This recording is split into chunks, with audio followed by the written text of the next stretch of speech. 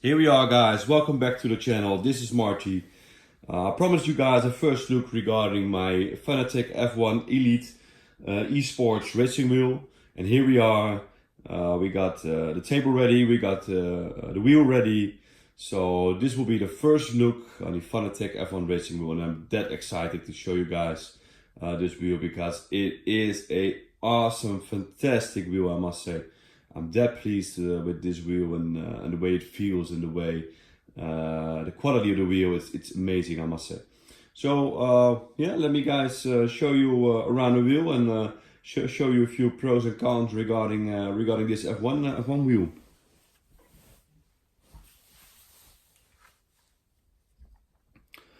Well, first of all, as you can see, it looks amazing. I must say, it looks amazing. I've seen a few pictures of the wheel before and I wasn't that impressed with the wheel, especially because of the colors. The yellow and the blue was very bright in all those pictures.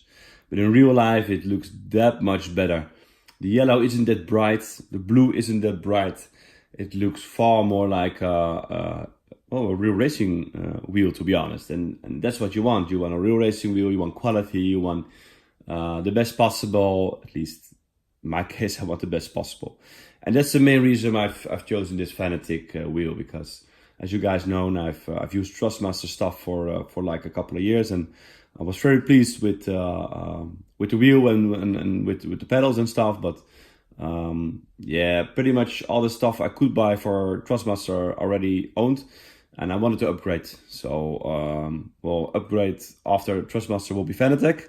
So that's why we chosen this Fanatec F1 Elite racing wheel.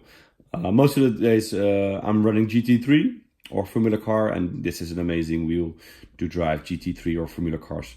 If you run like touring cars and stuff, you might want, you don't fancy this wheel, but for Formula stuff in GT3, this amazing wheel. So a couple of pros regarding this wheel. First pro, it's heavy. I lift it with one hand and I can already feel my hand shaking because it's a pretty heavy wheel, especially if you compare it to the Trustmaster wheel, for example. It's a totally different way, but it's heavy. Second pro, the quality of this wheel. Materials being used, as you can see, this is real Alcantara, so I do need my gloves again. But also the buttons.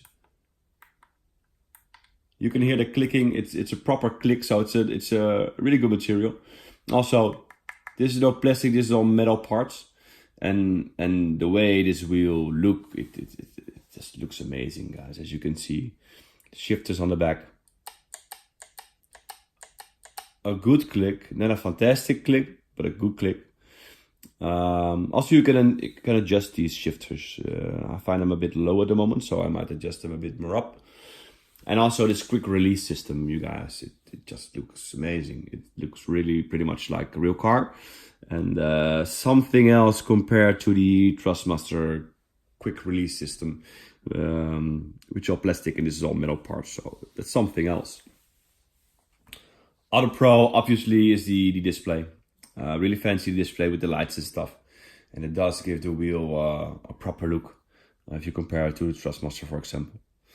On a pro, I got a lot of pros regarding this wheel, is you can pretty much customize it, and that's what I love. I love customizing my wheels. You guys seen my earlier videos. I love to play a little bit with my wheel, and you can with this wheel as well. For starters, Fanatec was that kind to also send me a couple of button caps, and I love these button caps because I don't fancy these triangle and stuff and PlayStation button layout. I fancy this button cap, so I want to have a proper button for my lights, for my wipers and stuff, and I'm able to change those buttons. So thank you very much, Fanatec, for this. I'm able to get to the proper layout. But then there's also other customization that you can achieve with this new wheel. I found a guy that was building other button caps as well with different colors, and I like a different color layout, as you probably have seen in my earlier videos. So I will probably buy that as well in a couple of days, probably. I was about to say months, but knowing myself, it would be a couple of days. And another proper upgrade would be the magnetic shifters, but for now, these work pretty much fine, but I found some amazing magnetic shifters, and they're expensive. Everything is expensive with Fanatec. But that's amazing. It's a proper click. It got lots of resistance, so I will buy those as well. So probably will send you guys another video in a couple of months or weeks, or I don't know, with the magnetic shifters as well. So those are all pros. Those are all pros. The quality of the wheel, the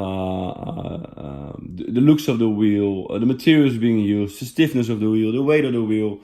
Yeah, this is next level. This is not even a toy anymore. This is like a real racing wheel, with all the right buttons, with all the right materials. Yeah, it's something else. Something else if you compare it to Trustmaster or Logitech. There are a few cons as well, not that much, but a few cons. First con, obviously, is price tag of this wheel. It's really expensive. If you only buy the wheel, we're talking about $250, I believe.